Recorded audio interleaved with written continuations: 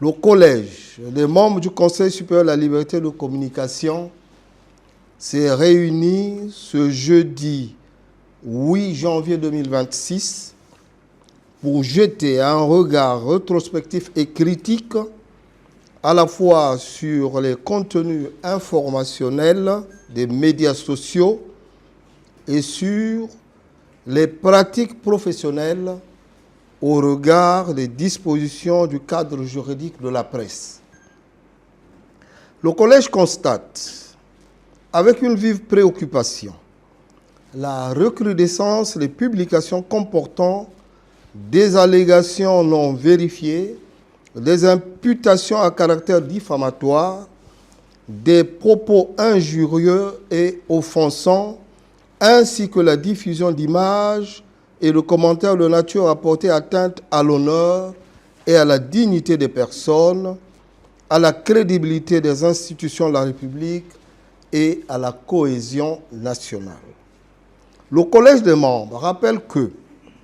l'article 25 de la Constitution garantit la liberté d'expression et de communication, laquelle s'exerce dans le respect de la loi.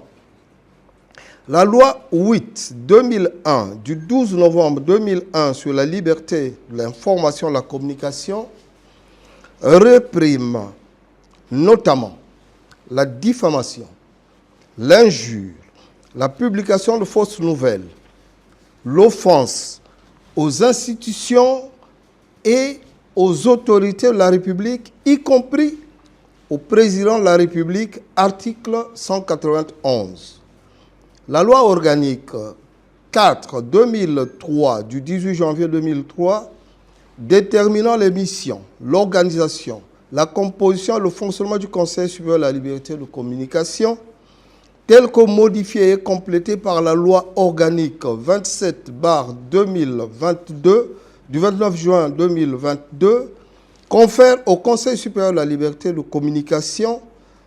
le pouvoir de sanctionner les entreprises de presse et de communication audiovisuelle en cas de violation des règles professionnelles et déontologiques,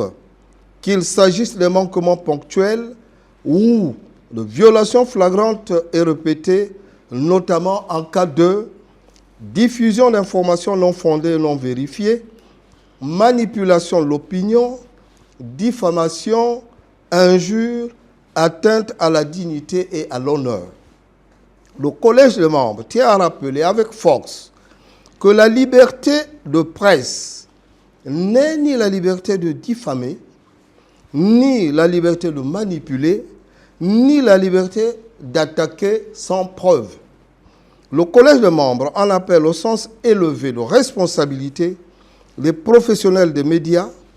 des éditeurs, des responsables de rédaction et de tous les acteurs de l'espace informationnel. Le collège de membres invite chacun à privilégier l'exactitude des faits, vérifier les sources, respecter les personnes et les institutions et s'abstenir de toute dérive susceptible de porter atteinte à la paix sociale, à la stabilité nationale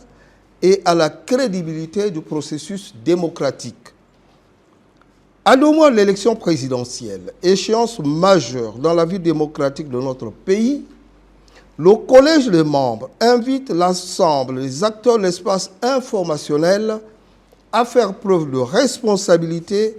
et à se départir des comportements déviants susceptibles de mettre à mal la cohésion sociale, gage de stabilité et de paix dans notre pays.